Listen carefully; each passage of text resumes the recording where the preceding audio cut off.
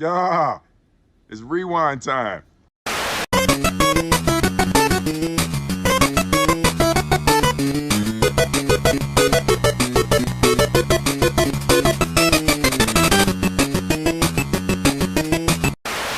I'm gonna prank my dad.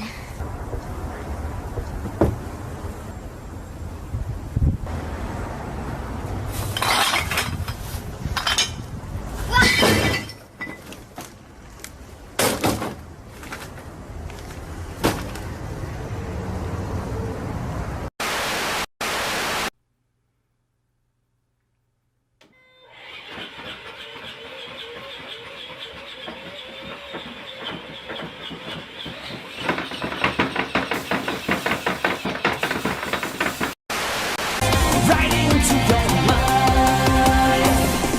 Deja vu.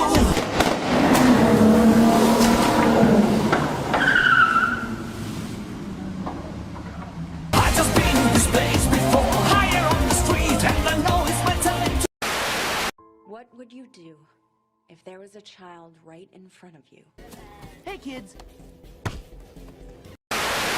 We had a lot of wind yesterday, but at least we didn't have a tornado. But it looks like there's a tornado out there right now. But don't worry, it's a good tornado. Are you ready, Larry? This is going to be delicious. This is a candy corn tornado. Yum, yum.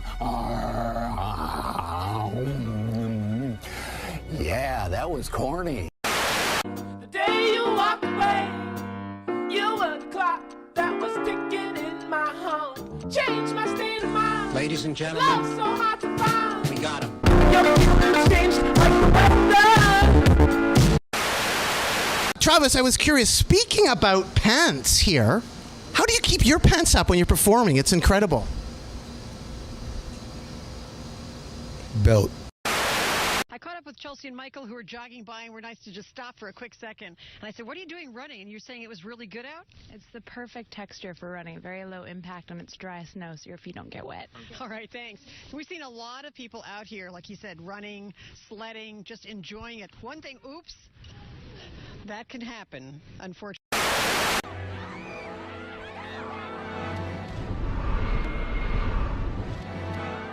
Magic.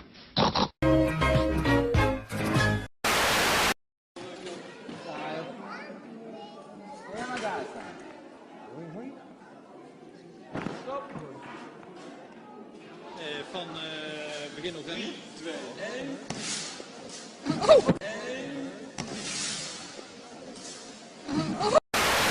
Let's go running again. Can't you see now? Illusions right into your mind. Deja vu. I just been in this place before, higher on the street, and I know it's my time to go.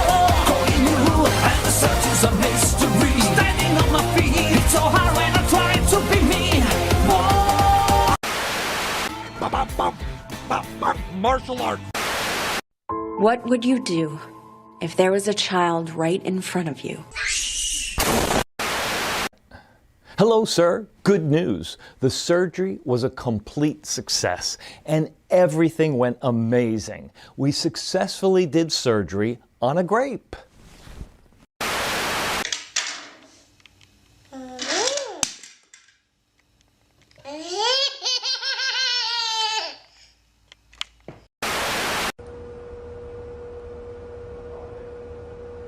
Gia片呢就喺盐山饭店咪偷嘅，也给门推出去。就看得到入面有一家要加嘅，不過到底會同到那片呢？我哋一下就嚟試過啦。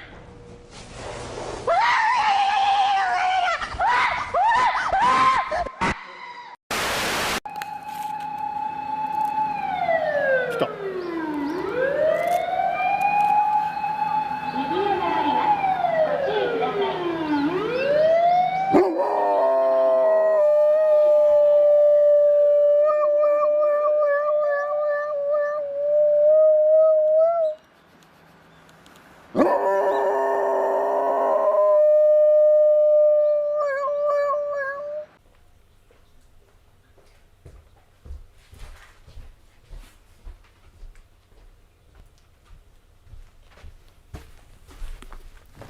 Are you ready? Get your snacks, get your journals, and get comfortable. The service is about to begin. Wearing number 1 for the Los Angeles Traffic today is 9-year-old Tommy Douglas. Tommy has lived most of his life in the hospital after being born with a potato for a heart and will undergo a heart transplant surgery next weekend. He's about as big of a traffic fan as they come, so in partnership with the Grant-A-Wish Foundation, both teams have agreed to come together and have Tommy run the first play of the game. And he got the handoff, and there he goes. Made a little cutback move, and it looks like he's gonna go all the way. Look at him go. Wow. This is really one of those heartwarming moments in sports where you just, oh! Oh my God! That is not good. Welcome, ladies and gentlemen of the internet. For those who don't know me, my name is Leo, leader of CDV Youth, and this is CDV Youth Nights. Woo, hello. I have my wonderful panelists, Yay. my wonderful partner here. Yes, Diana. Hello, everybody. Absolutely. Nice to be here again. So we're going to go ahead and open up the chat for any questions that you have live. Go ahead and send it to us. We will try to answer it while we're live. And I wanted you to go ahead and get the intro to our sermon series. Does that sound okay? Yes. All right. So we are all held hostage by something. What is your captor? Maybe it's fear, pride, lust, or even jealousy. The good news is that our ransom has been paid in full. Join us for our hostage series and discover how to truly break free once and for all from all these ties that bind. Absolutely. So we've already seen a few of them. I believe this is our fourth week. And the sermon series is called Hostage, right? And today we're going to specifically be talking about anger, all right? Which can be a very interesting, maybe inflammatory topic to talk about. Yes. All right? But we're going to get into it. But before we do that, we're going to pray. Lord, thank you for having us here. Thank you for everything that you do. Thank you for this word. Please allow it to get into our minds, hearts, feet, so that we can take it and use it in our everyday lives and teach other people and be able to be a example for others, and so that we can represent you in everything that we do, and all the glory be to you. Amen. Amen. Absolutely. So we're going to go ahead and get into a quick little video clip, and we'll talk about that afterwards. All right? Okay. Here we go.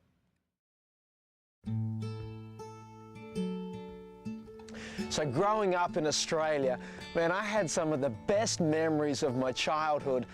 We lived next to this beach, and I would be surfing every day, be hanging out on the sand. All my mates, they'd leave their surfboards down by my house. I just had these memories of just having fun. It was like this endless holiday, this summer that never ended. We'd eat fish and chips at night down on the beach and have watermelon. And it was just one of those perfect childhoods. I was the happiest little kid you'd ever see, running around with a smile on my face the whole time, laughing, having the greatest time. And then it all changed when I turned 13. You see, as a teenager, my parents got divorced. And at that moment, this fire of anger was lit inside of me. And as I got angry at other people and other things, that fire of anger started to grow. You see, I got angry at my mum and dad. How could they get divorced?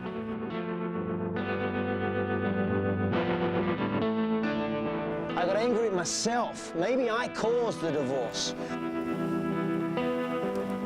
And each time I got angry, fire grew inside of me until this thing consumed me, took over me. And the next thing I looked around and I'd become this ugly, rebellious, angry kid as this fire had taken over my life. You see, I was held hostage.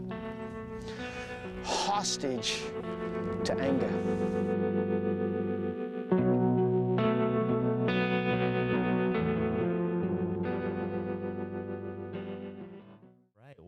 That was pretty intense. What did we just watch? Well, first of all, want to say hi to Carlos. Thank What's you for up, joining Taco? us. Hey, we still have that gift card. Yeah, you won. Yeah, that you won. The Chick-fil-A. Oh, watch out now. I'm like, ooh. It was Starbucks. I'm like, it was Starbucks. Oh, okay. All right. I was going to say just don't go on Sunday. All right. So we'll talk a little bit about what we saw. Yes, what we just watched. Absolutely. I lost my train of thought now. Sorry.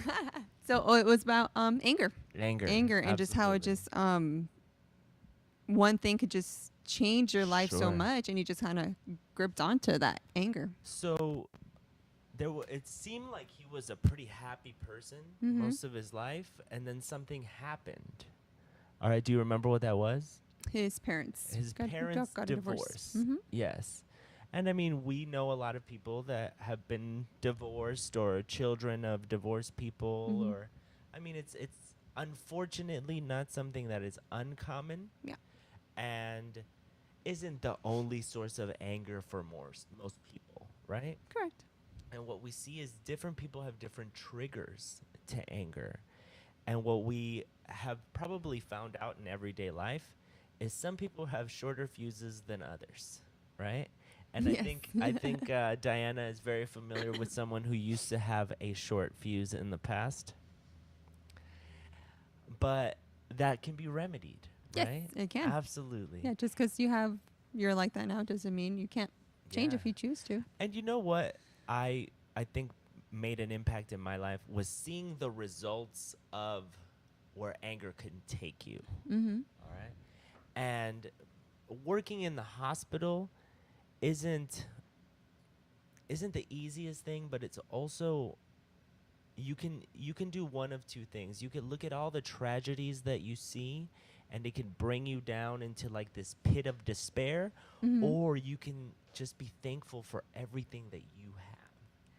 And I Yeah. feel like that's what I've gotten is I've seen people go into these like rages of anger and like go as far as killing someone. May not have been their intention, but it's the result or the byproduct of their anger. Yeah. Now, a few times I had seen like barroom brawls go from, just physically trying to dominate someone else because of an angry situation to someone being declared brain dead. Oh, wow.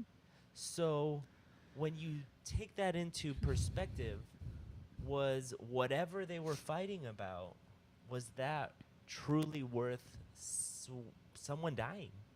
Usually no. Right. Well, always is not usually. Always no.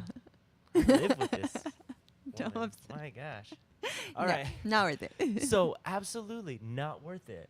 And it could be anything. It could just be as innocent as you and your friend or you and your wife driving and then getting into an altercation, not paying attention this way, and then crashing into some unsuspected pedestrian. Yeah. So we need to really make sure that we do not become a hostage to anger. Yeah, Now, it really does cloud your judgment. Yeah. A few words that he used during that were consumed. Yeah. Consumed. When you think of consumed, what do you imagine or what do you feel? It just like is completely over you. Like if you're drinking a soda, you consume it all. It's like it's all gone. It's just all in you. Absolutely. Because it said you were consumed. So it's like eating something, right? It's like something is eating away at who you are and changing you. Yeah. Because when we eat something, it changes how it's structured, right? The cookie is not a simple cookie when you vomit it out. No. It's completely different. Yeah. It's not quite as appetizing. So it's the same with us. If we get consumed by anger, then that anger is going to Change us. Agreed. And we won't be Another very good. thing that really got my attention was he said it felt like a fire taking over. And what do we know about fire? It can easily spread. It can just Easily spread. it'll burn everything and destroy everything in its path. Sure. So when it's managed, fire can be an amazing tool, right? Yeah. And we'll talk about God's anger a little bit and how he uses that anger and that fire for our greater good. But we need to make sure that we are controlling any kind of fire that would be trying to consume us. And the root of that fire would be the anger. The anger. Okay? So we're going to go ahead and talk a little bit about anger in Scripture when it comes to us. Okay? Okay. So we're going to start in Ephesians 4:26. All right, I will read that. 4:26. And don't sin by letting anger control you. Don't let the sun go down while you are still angry, for anger gives a foothold to the devil. All right. So it says, don't sin and let anger control you. So what does that say about anger? What does he think That it can control, because I think there could be a little just to clarify a little, like it's okay to be angry, but it's that what you let it do. Once he says, don't let it control you, because then it dictates your actions, which are not going to be positive.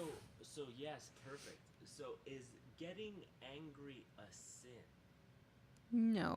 No, getting angry is not a sin. Allowing the anger to control you is a sin, because Yes. I believe it was last week or the week before where we were talking about how we can't serve more than one master. Correct. All right? And a master dictates your actions. Controls you. Right? Yep. Controls who you are. Yep. Okay? So the anger is not the sin. The fact that you are allowing it to control you is the sin. Yes. Absolutely. Perfect, So then yeah. it says, don't let the sun go down while you are still angry. Now, what does it say? How fast does he want us to deal with this anger? Right away. Immediately. Yeah, immediately. Immediately. You gotta like stomp on this fire right now. Okay? For anger gives a foothold to the devil. What's a foothold? I don't know. You tell me. I don't know how to describe it. So a foothold is like when grabs you're you. climbing something, right? And you get a hold or like a little ledge where you can kind of put your foot there. So when it says for the anger gives a foothold to the devil, you don't want the devil to be able to grab onto you and really And get start a climbing. foothold of that. Gotcha. Right? So he's saying, don't allow your anger to lead you to sin by allowing it to control you. Deal with it immediately, and the sooner you deal with it, the less of a foothold the devil can have on you. All right? Yes. Okay. So deal with it immediately. God's opportunity for growth and wisdom is on the other side of it.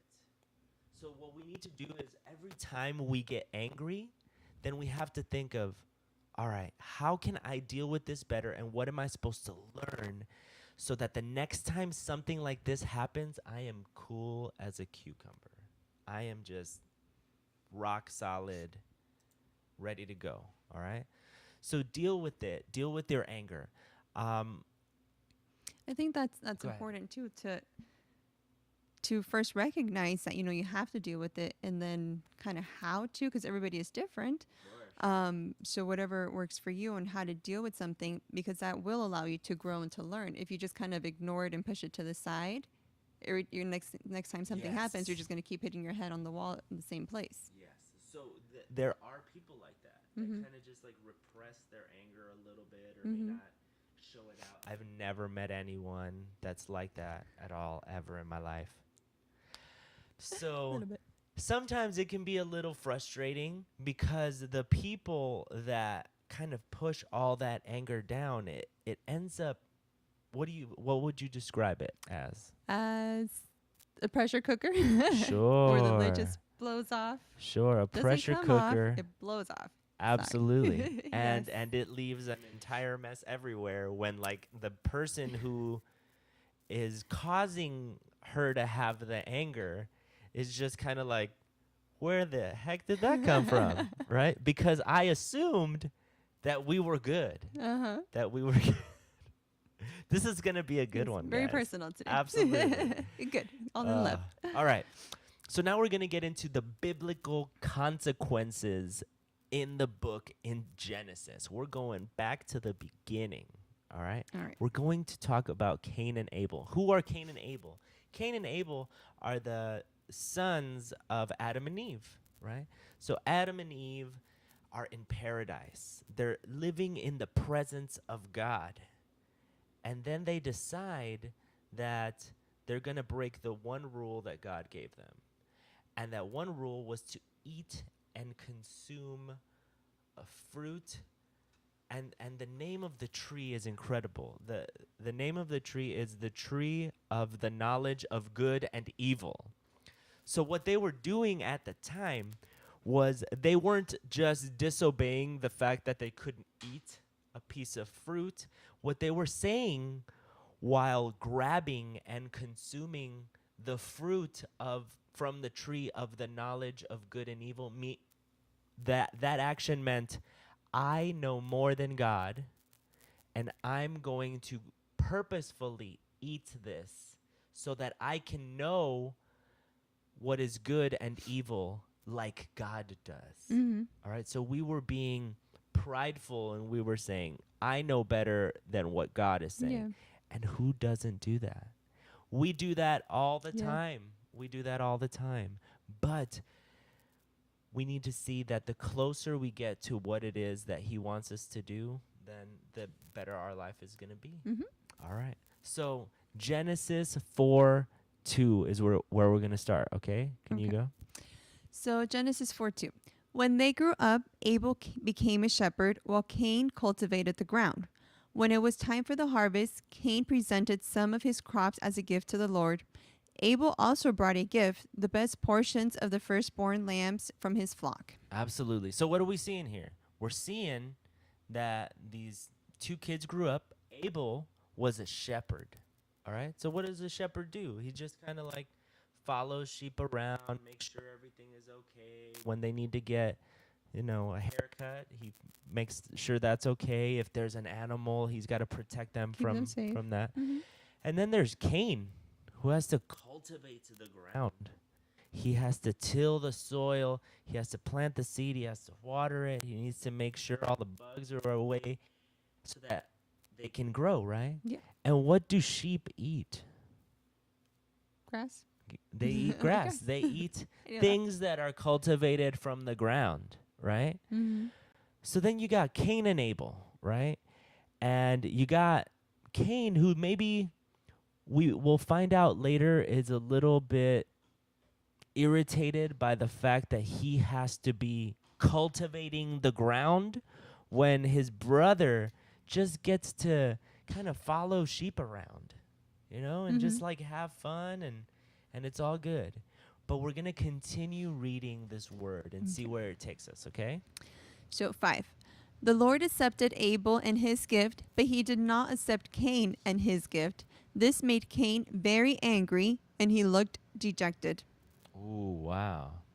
All right, so now we have Cain visibly angry, all right? And we see Abel's gift is accepted by God, right? But Cain's is not. But why is that? We're going to go back to 4 a little bit. We're going to go back to 3. In 3 it says, when it was time for the harvest, Cain presented some of his crops as a gift to the Lord. Abel also brought a gift, the best portion of the firstborn lambs from his flock. Mm-hmm. So what do we see here when it comes to the offerings or the gifts to God? There were not two times, but like 2 levels, the giving of their heart. One, Abel offered the best portion of it, the best firstborn, and Cain just brought whatever. Yeah. So that's what we see is with Cain, it says Cain presents some of his crops as a gift to the Lord. Mm-hmm. But when it comes to Abel, he's like, no, no, no, no, no. I'm getting the best portions of the firstborn lambs from my flock, and I'm giving them to God. So what does that mean about God? Like, what does that tell us about God? That he appreciates that we give him the best. He wants the best from us as well. Yeah, because what has he given us? He's giving us He's his given best. us his best, Mhm. absolutely. What he believes is good for us. Yep. So we're going to continue reading. All right, 6. Why are you so angry? The Lord asked Cain. Why do you look so dejected? You will be accepted if you do what is right. But if you refuse to do what is right, then watch out. Sin is crouching at the door, eager to control you, but you must subdue it and be its master. Wow. So this is God literally speaking to Cain. Yep. All right. So why are you so angry? Why are you so dejected? You will be accepted if you do what is right. So is he saying, I don't like you, you're not my favorite, please leave? No. No, he is not saying that. He's saying, dude, just do what is right. Do what's right. And everything's going to be okay. Mm-hmm. All right.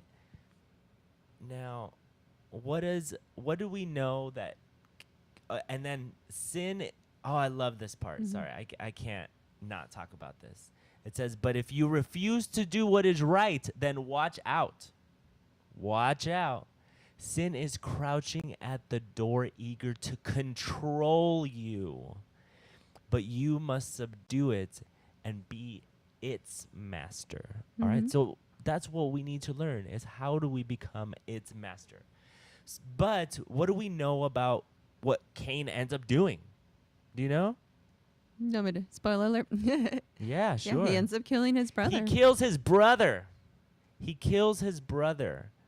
So God pretty much just says, go in the right path and everything will be fine. Mhm.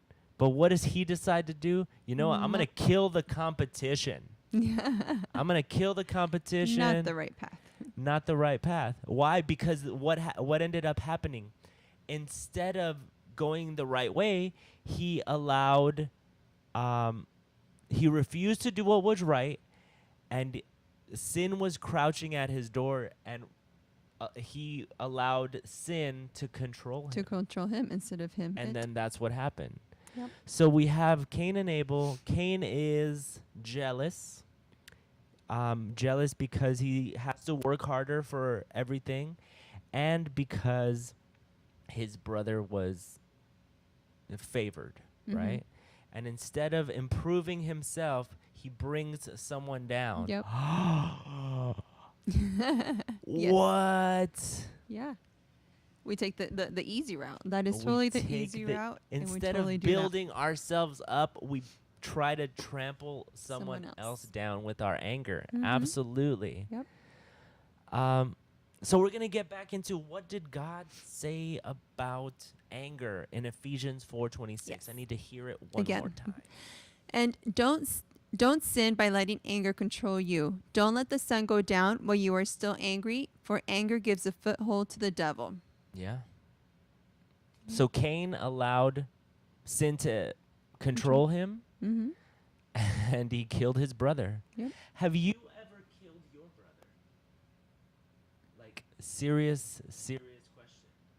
Now, do I mean literally? Not literally, but have you ever killed your brother by destroying his character with gossip? By killing his vision with your doubts? By assassinating his image with lies that would make you look better instead of him? Mm-hmm. All right? Yep. So, have you guys ever reacted to something that someone said without thinking and then just knowing that you just put your foot in your mouth? Yeah. That is what anger does. Yeah. So, anger allows sin to control us, and we end up killing our brothers and sisters, their character, their image of themselves. And how do you feel like that helps build someone up? Definitely not. Absolutely Mm-hmm. not. So we need to think about what God wants us to, how God wants us to react before we just react. Yes. So we have to be good to our brothers and sisters. Mm. Don't allow the enemy to get that foothold. All right? So how do we stop anger? We're going to go to the book of wisdom. Well, the book of wisdom within the book of wisdom, which is Proverbs. All right? So we're going to go into Proverbs 17:14. Okay. Starting a quarrel is like opening a floodgate, so stop before a dispute breaks out. So starting a quarrel is like opening a floodgate. What would that like physically look like? Opening a floodgate. Like I'm sure there'd be some kind of wheel Yeah. that you'd have to like turn, and then you'd have to open it. But then what would happen when you It would open that just floodgate? run right over you. You would die. Yeah. Absolutely. It would totally 'cause trample it's a you. floodgate. It's not like a pool gate Mhm. or anything else. Or a The shower bathtub curtain. gate. It's No. a floodgate. So stop before the dispute breaks out. So is that easy to do? Is just stop? Absolutely not. No. But what does that look like in our everyday lives? All right? What does it look like? You just stop. You pull over. You take the exit. You sleep. You walk away. You leave the situation. Take a breath and All turn right? around. You close your eyes and count to 10 like we do with Yasmani. Mhm. All right? Every day. Put yourself on timeout. Get the heck out of there, right? Mhm. So we have to, like Proverbs says, Proverbs 17, starting a quarrel is like opening a floodgate. So stop before a dispute even breaks out. Yeah, it's not easy, but you can totally control it. You can totally control it before it controls you. And it becomes that other master that's keeping us from focusing on what we need to be focusing on, right? We're going to go back to another proverb. This is Proverbs 14:29. Let's hear it. Yes. Those who control their anger have great understanding. Those with a hasty temper will make mistakes. It says, those who control their anger have great understanding. Is that assuming that we're going to have anger? Oh, yeah. Absolutely. I love how it's worded. Mhm. It says, those who control their anger. So it's saying, yeah, you're going to You're be gonna have angry. anger. Mhm. Have great understanding. So the more you understand about how other people work or how you work, how whenever you get angry, this is what I do. If every time you get angry, this is what you do, then maybe you need to take it a few steps back. How can I prevent myself from getting angry? How can I prevent myself from reacting that way? Mhm. What do I need to do? Do I need to leave the situation? Do I need to talk to somebody? Do I need to call someone? Do I need to just pray? Like, these are the things that we have to start thinking about. Yes. Yeah, just like we were saying, figure out what works for you. Yeah. And it says you will make mistakes. So if you follow anger and you're just going to make mistakes, then avoid anger altogether. All right? It's not easy, but it's always worth it. 2 Timothy 1:7. We're going hard on this anger. Go. For God has not given us a spirit of fear and timidity, but of power, love, and self-discipline. All right, guys. So here's 2 Timothy 1:7 again. All right? Because God has not given us a spirit of fear. Do not fear your anger or timidity. Don't be timid with anger. You have to be able to grab it by the horns. You have to be bold enough to stand because up to the it. character and the spirit he did give us was of power, love, to be able to forgive someone who you're angry towards, even if you're angry towards yourself. Yes. And self-discipline. Self-discipline is huge with anger. Yes. All right? If someone is berating you and yelling at your face, then you just take a break, stop, walk out of the room, and then come back after you thought about it. Okay? And then I really wanted to get into Psalms 2 because I was reading this with my little group of awesome Christian men. And it was just awesome because this is the first line of Psalm 2. It says, "Why are the nations so angry?" All right, so I'm going to have you read this. Yes. All right. Psalms 2. Why are the nations so angry? Why do they waste their time with futile plans? The kings of the earth prepare for battle. The rulers plot together against the Lord and against his anointed one. So right here it says, why do they waste their time with futile plans? So what is their futile plan? Being so angry Comes from being is angry. futile. All right? The kings of this earth prepare for battle. The rulers plot together against the Lord and against the anointed one. Let us break their chains. Okay, this is the funniest part. Let us break their chains, they cry, and free ourselves from the slavery of God. So they're completely lost, right?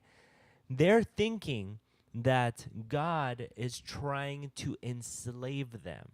And then we're going to go ahead and keep reading. Go on 4. 4. Sorry. But the one who rules in heaven laughs. The Lord scoffs at them. Then in anger he rebukes them, terrifying them with his fierce fury. All right. So this is like if you had a kid or a little dog that was just like, "Rah, rah, rah, rah, rah," like barking at you and like trying to nip at you.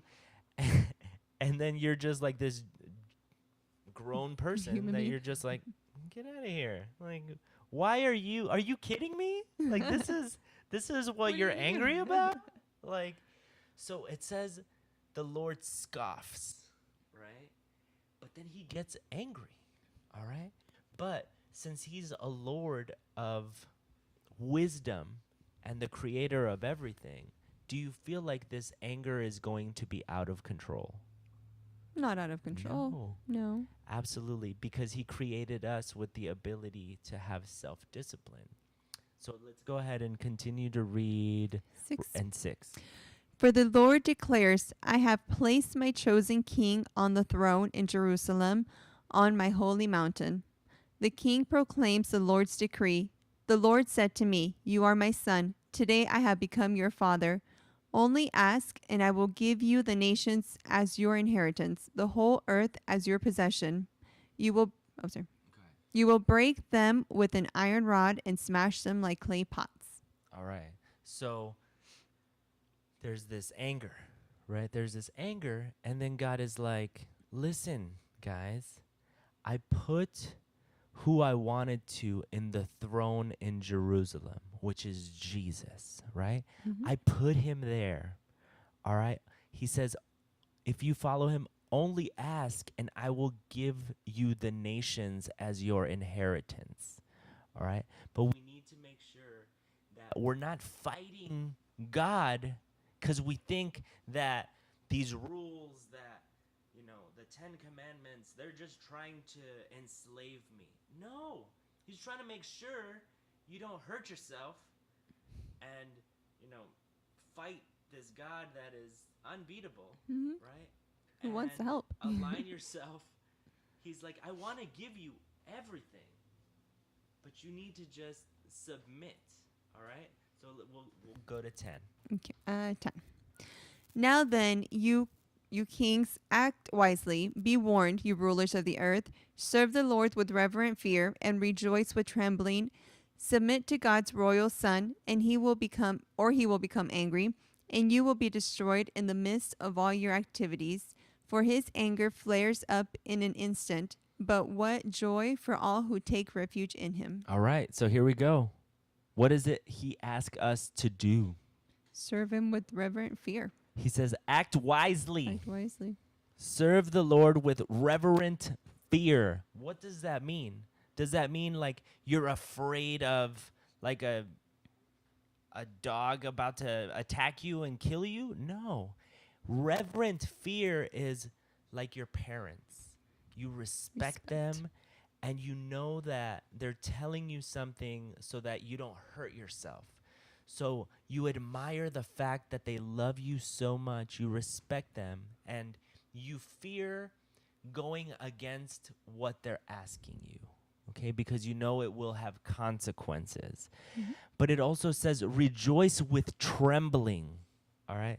The closest thought of what rejoicing with trembling would be isn't only just the fear of God, as in like, oh, I just did something wrong, I need to change my ways, but also like the rejoice of trembling, like you're just so excited that you just can't contain yourself.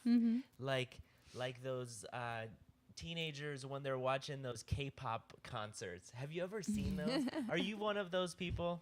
I'm not talking to you. I'm talking about Josue. But yes, so I've seen, and one of my coworkers, her daughter, like anytime they're making a TV appearance, she's like physically crying. So that is what rejoicing with trembling is. All right. Yeah. If we can do that for a K-pop sensation, then we can do that for God. Yes. All right. And then it says, submit to God's royal son, or he will become angry. Ooh. And you will be destroyed in the midst of all the activities, for his anger flares up in an instant. But what joy for all those who take refuge in him. So how do we take care of anger in our lives? We take refuge in Jesus. Yes. All right, we take refuge in Jesus. So, I mean, it's always a pleasure to be here with you guys. We're going to go ahead and pray out, and then we'll go ahead and continue on with everything else. Lord, thank you for having us here. Thank you for revealing this word. Thank you for showing us what anger can do, how we need to make sure that we're diligent, how we need to deal with our anger instantly so that we don't have Satan take a foothold in our lives, and how we're going to get stronger every day because you have given us a spirit not of fear and timidity, but of power, love, and self-control. And we know that your word is wise, that we are here to serve you, and that we will be so much happier when we're living in your purpose. Because when we go against you, we have the ability to anger you, and that can cause some serious hurdles in our life. Yes.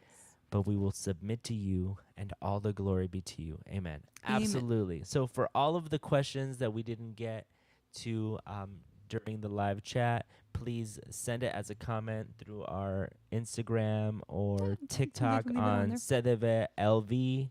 CDV Youth LV. CDV Youth LV. Sorry, everybody. I always get that wrong. Yes. It wouldn't be a CDV Youth Night if I didn't get that wrong. So you want to go ahead and share our question of the day? Yes. So our question of the day, you want to show the prize? What were the sacrifices that the brothers gave to God? Ooh, what were the sacrifices that the brothers gave to God? You remember the brothers? All right, guys. So we're going to go ahead and get ready for our challenge. Are you ready, Chrissy? Yay. All right, let's do this. Awesome. So what we're doing is the Warhead Challenge. Did you want to join us for this one? You're like, no. Are we good here? Oh, scooch this way? All Are we right, good so here? So pick one. pick your poison, guys. All right, yellow. So try to eat this without making a face. Can you zoom in? Whoever twitches at all, done. Can you see us all? And I used to eat these all the time. And I'm like, I haven't had one in years. My mouth's watering already. It totally is. You guys ready? My mouth started to water. Right? Oh my gosh. All right, you guys ready? All right. Will you count us off? All right, ready? No more. 3, 2, 1.